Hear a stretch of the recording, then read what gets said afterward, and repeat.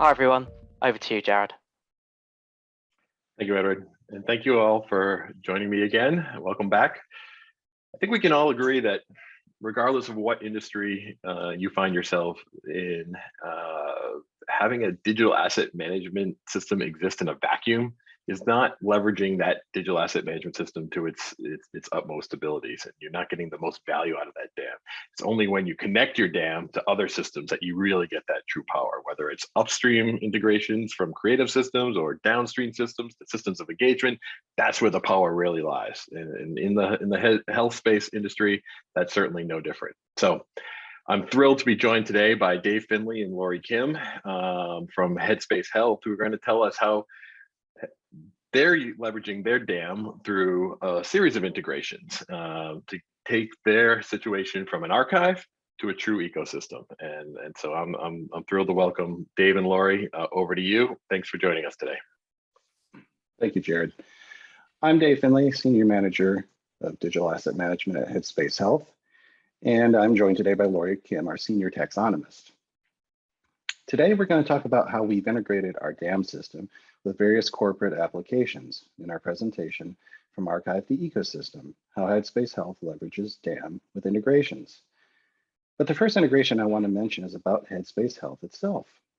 As you may know, Headspace is a science-backed meditation and mindfulness product that helps users create life-changing habits to support their mental health. Late last year, Headspace merged with Ginger, a platform that delivers on-demand mental health care.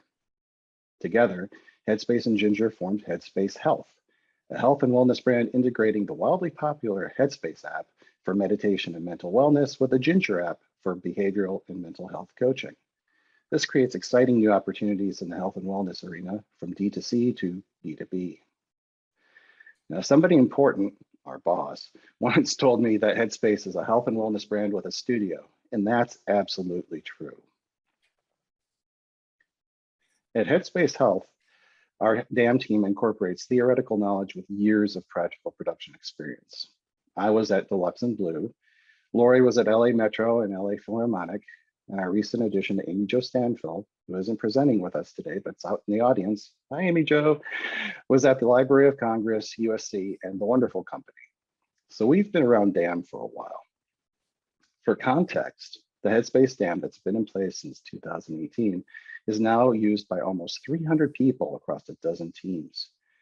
The initial rationale of any DAM deployment, including ours, having everyone be able to find their stuff, it's been solved, but we've also learned that just finding our stuff is no longer enough. We had to determine how our DAM could be fully integrated into our dynamic company, leveraging our archive into an ecosystem. And here's Lorie, who will expand on the DAM team's value to Headspace. Thank you, Dave. Right, so what value do we, the DAM team, bring to Headspace Health? Like all of us at Headspace, our first focus as the DAM team is to ultimately support member experience and engagement. And for us, that goes for both internal members or our company-wide team and external members, in other words, users of our product alike. And how that plays out for us and the DAM team specifically is within our larger content ecosystem. And to give you a few examples that help illustrate this, first, we've got our internal enterprise team who uses the DAM to find assets to serve directly to external B2B clients. And that could be for each company's marketing purposes or for Headspace webinars for enterprise-wide engagement. Also, our internal social team uses the DAM to find in-app content to repurpose on external-facing social posts. These appeal to both current and potential users of the app on our various social media channels. Similarly, our expansion channels, or off-app, and marketing teams use the DAM to find assets for PR, award submissions, and advertising, all of which are public-facing, to amplify our work and offerings to current and potential members as well. Further, our core channels, or in-app and product teams, use the DAM to streamline asset delivery for in-app publishing and content launches for ultimate external member engagement and consumption. And as a last example, our internal data team uses the DAM's tagging data per our comprehensive tagging schema for analytics and machine learning purposes that would also ultimately impact member experience with our app.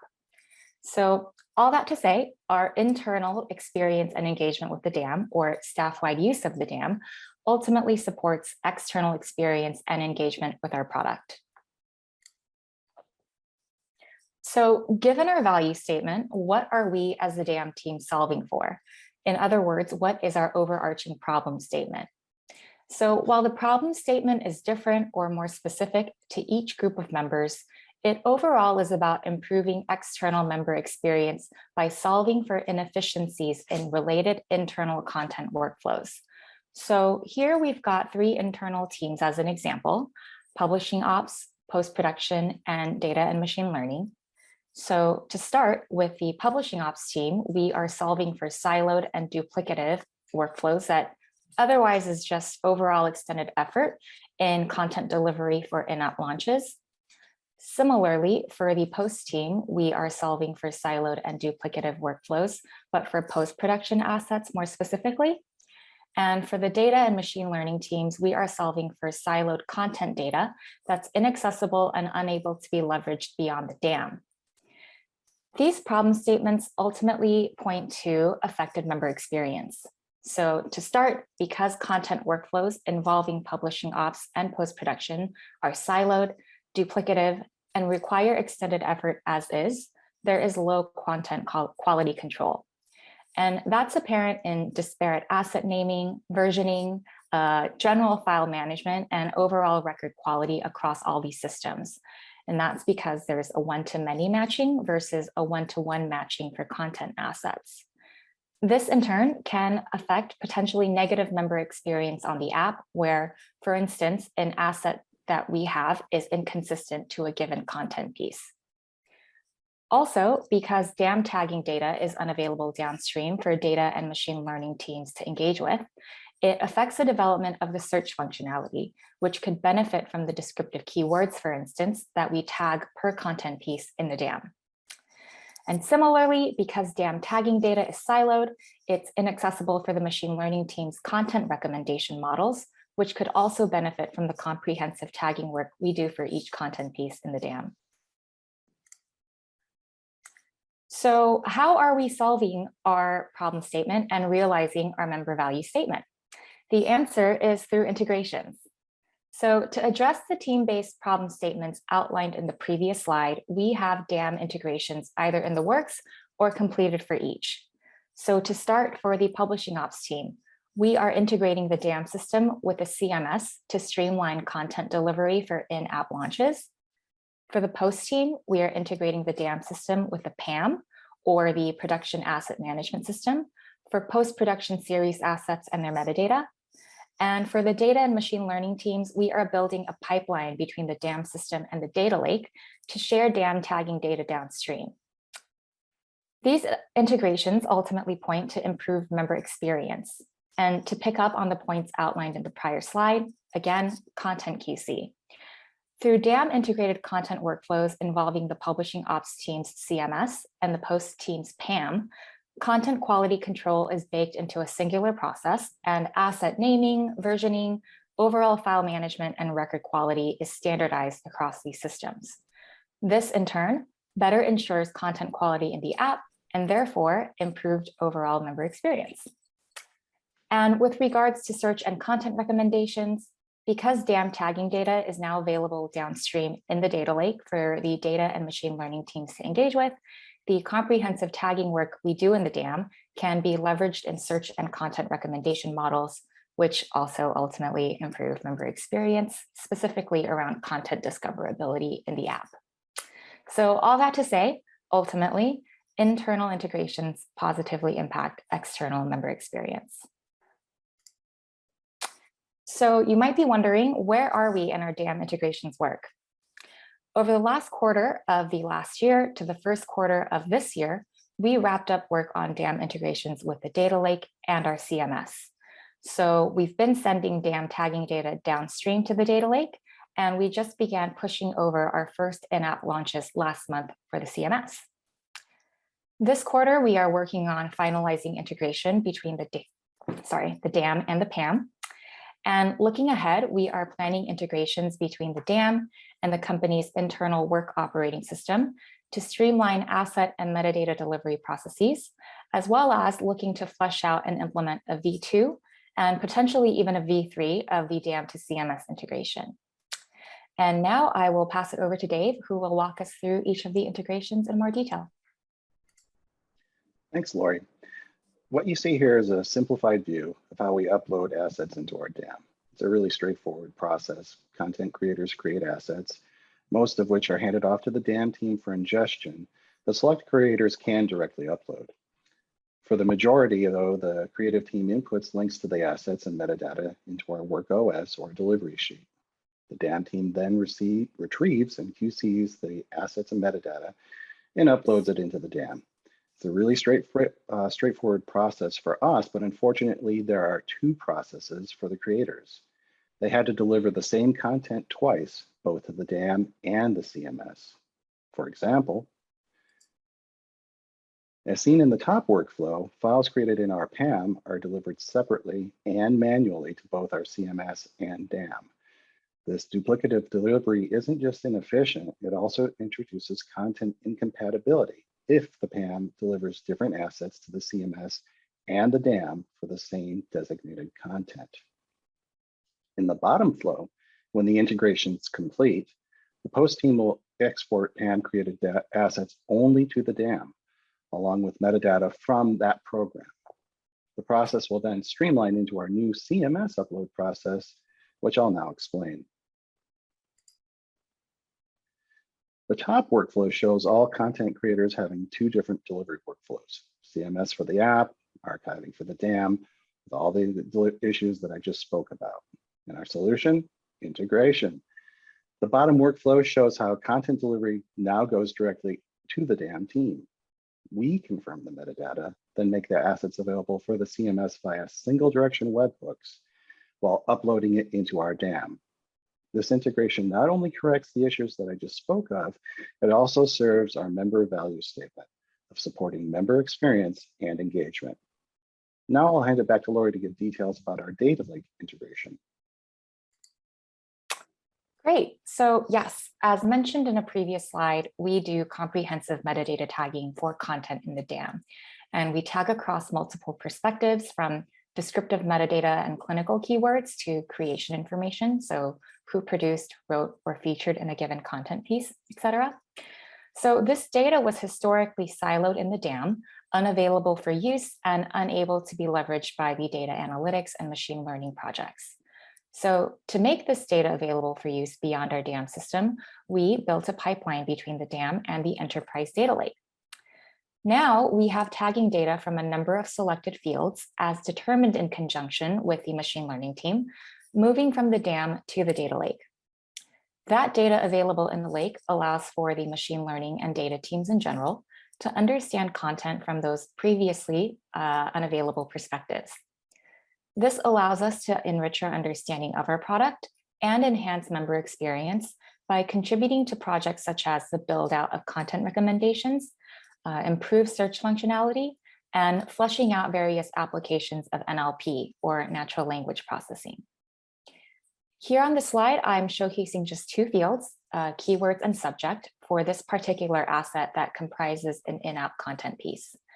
The left-hand screenshot shows that tagging schema that we have in the DAM, and the right-hand screenshot is of the data lake, showing how keywords and subject tags for that content are directly reflected downstream. So taking a step back from each of the integrations we have just described in detail, here is a snapshot of the wider integrated content ecosystem that links everything together. So starting from the first column on the left, we've got the content creators who use their tools and finalize their assets. Then we move into the second column where the content creators use the tools available to them to deliver their assets and metadata to the DAM. Then we've got the Headspace Health DAM, which really is the fulcrum of this integrated process. From receiving the assets and metadata from the first two columns to then exporting assets to the CMS and metadata to the data lake thereafter. And from there, the assets are distributed to both our product and our various platforms. And this is really how Headspace Health leverages our DAM via integrations turning an archive into a holistic asset and data ecosystem. And as I mentioned in a previous slide, we do have further integrations planned in our coming quarters. So in many ways, we are just getting started with making this ecosystem all the more robust. Again, not just for our internal members, but also for our external member experience and engagement, which takes us back to our member value statement. And that about wraps us up. Lorie and Dave, thank you. That was excellent. I love how this is multiple sessions today already that people are tying all their decisions back to the experience at the end of the day. And I've been doing this a long time, and this is something that I came to the DAM space with a user experience background. And I feel like when I first came to the DAM space, the notion of user experience was very seldom talked about. I'll be honest, right? It was kind of an afterthought because people were trying to make some sense of getting control of their assets and putting metadata on them for the sake of just getting control over it. But now people are really starting to understand that's what the value is, and doing these integrations to provide better experiences at the end of the day. And to hear you talk about it in that context was wonderful. So thank you so much. Couple questions. So anytime you go through a transition like you're describing here, and you're bringing on new systems, and particularly something as integral as the CMS, it sounds like in your environment, the CMS is such an integral publishing system. It is powering a lot of your different experiences, and most notably being the in-app experience itself. So in my experience, oftentimes in many of our organizations, we have a CMS team who that's all they know. And then we have a DAM team and that's all they know. And so I'm curious, what was that like to try to convince them to break that parallel process down and to say, hey, we should have a much more serial process here where everything goes to the DAM, then it goes to the CMS, then powers out to the world. So what was that kind of change, convincing like to get the CMS team on board? Yeah, Dave, I can take this one. I actually did not have to do a lot of convincing at all. The CMS team was very much on board with the idea of this integration being a huge opportunity to streamline not just overall asset sort of management, but their workflows as well. So I can't say it was a heavy lift in in getting them on board. We were very much on the same page about what this could unlock for us in terms of sort of our day-to-day, but also sort of the in-app content features as well. That's great. That's good news. I mean, it's sometimes we've heard some horror stories about, there's been some resistance there, the CMS team not wanting to give up that measure of control. But when I think ultimately in my experience is when you tie it back to the experience, which I'm hearing from both of you, is that's the tiebreaker, right? If you can prove that, hey, this is going to improve that end of the line experience, then that makes it a no-brainer. So I'm thrilled to hear that. So another big advantages of integrating and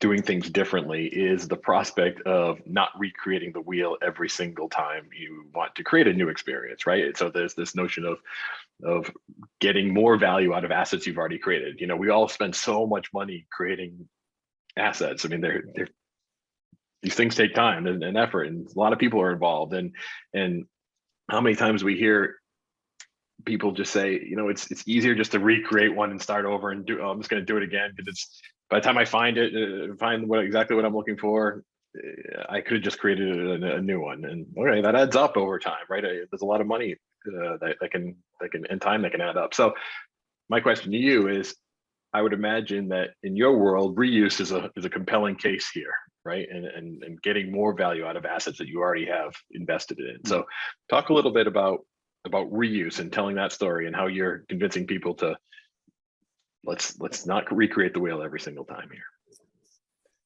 I'll take this one. I think it was a really easy lift once we were able to get everything into the DAM and show people how it could be used and how they can access their material and have it go out to all the systems and different uses that Lorie spoke about earlier. For example, a lot of the material is initially created for for the app itself, but then it will go out to all the other reused for marketing or off-app applications and whatnot. And they know that there's a lot of leveraging with that, and it makes their life easier. So once it wasn't a hard sell, and people have really bought into it because it does make their life it does make their life easier, not having to recreate the wheel or recreate their files every time. And it helps a lot with versioning control as well, and keeping away from too many disparate pieces that could be the same thing but aren't. It's like, okay, you have this and it became that, or there's different branching and linking of assets, and it's the history of it. So we were very fortunate to have a really good buy-in by everybody on all the disparate teams. Great, and just kind of a follow-up to that, Dave, I'm curious, like, can you give us some examples of how this kind of reuse of assets might, again, to tie it back to the experience of the members, like, are they receptive to you reusing assets like this? Well, I think it's going to two different audiences, because we're taking material that people will see in the app, and then putting it out on different platforms to entice and try to get new people to use the app on different off-app applications, whether it's for marketing or branding or other sites to try to get new members. Yeah, and one really quick example like I can give to that is our social media team. So they use the DAM pretty heavily to find in-app content to then post on, for instance, YouTube. Quick plug, we have some of our focus music tracks, for instance, that feature in the app available on the Headspace YouTube channel. So that's just like another one really quick example of how assets are reused and sort of placed in different platforms for ultimate member engagement and consumption. Yeah.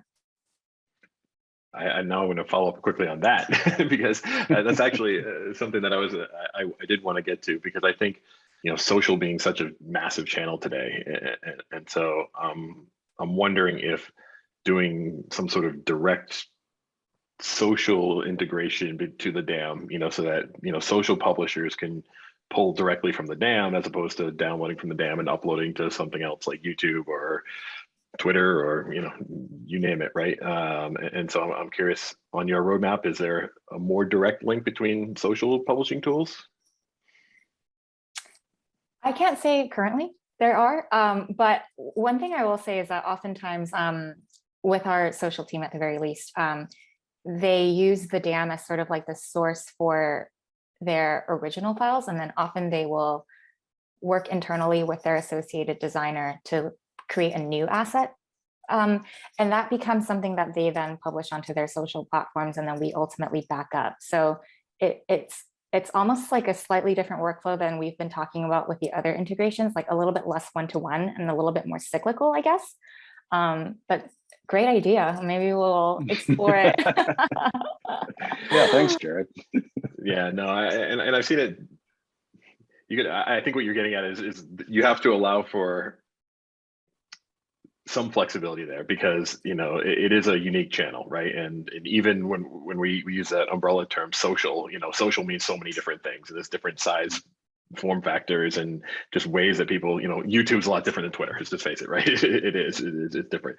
So yeah, so allowing that flexibility, but having some integration there, I think there's some wins as well, as well as even speeding up some of those manual processes, resizing for different social channels, and kind of getting a head start on certain things can be wins as well. So great. So we have a question from Kim, who's asking, what was your process in discovering and vetting your integration systems? So the systems that you're tying your DAM into, what did you have to do to kind of vet those systems prior to doing these integrations? Well, Go ahead, Dave. I think thanks. It's probably a matter of basically talking, opening up discussion between the people the other teams, and talking about their tool and talking about our tools, and then going back to our DAM provider and start the rigorous testing about how can we get these materials to work. And then it gets into whole criteria of testing on our test site. to make sure that things work and we don't roll anything out without it being flawless to everyone. I mean, that's we could get really deep in the weeds, but that's as far as I think we could go with it. I think that's fair. I was really impressed with your integration to your data lake. I'm going to speak for the audience here and say that not a lot of the audience is probably thinking like that as a primary, at least the initial integration. And one of the things that I've been talking about quite a bit recently is I think the damn people need to be more open to the data side of the house, right? And think about the impacts that metadata in particular has to the organization as a whole, but also the member experience at the end of the day as well. So maybe you could speak a little bit more around how you made the case for that, that integration being one of your primary integrations, and and the impacts to the users at the end of the day is what I would really love to come back to. Totally. Interestingly enough, actually, when I started here, my primary interest was the data lake integration. It came up because there was a lot of interest and sort of energy around what we can do with machine learning in the app, and not just with like recommending content, but also, as I mentioned in the slides, around search. And what's funny is, like, when we think about the DAM as a user experience sort of platform, it's obviously to help find content. And so when I had like various demos with data folks, machine learning folks, I found that they were really inspired by like the filter capabilities, keyword search. And those are all things that like we can kind of replicate in the product. And so based on sort of that base layer of interest, there was sort of expanded conversations about like, oh, like, can we get the tagging data? Because in the same way that the tagging data powers the DAM for searchability, filterability, we can then sort of play around with what can be unlocked for those functions in the app as well. That's great. And I think you're definitely, I applaud you for that work there, because that to me is very cutting edge. Like I said, not many organizations are thinking about it like that, and I think that's we should all watch to see where you go next with this, because that's really exciting stuff. I want to stay on the data piece just a little bit more, but maybe a different side of the data piece, and one that I know many of my clients are thinking about right now, and that's one where okay, assets get out into the world through a variety of different channels. Now our members and other people have interacted with those assets. Can we take some of that usage data, those usage analytics, and then potentially even round trip that back to the DAM to help inform future decisions, right? And I'm curious, looking ahead a little bit on your roadmap, is that part of your plan? Yeah, you're both shaking. We're both like jumping at it, because yes, it is part of the plan. I mean, ultimately with these integrations, we just want everything to be able to talk to each other and get data from one thing to another. Whether it's the CMS, how are things being used from the app, all of that. So this, as Lorie said, this is just the beginning. We've made some really nice inroads, but and it's a really great start, but it's not done or any place close to it.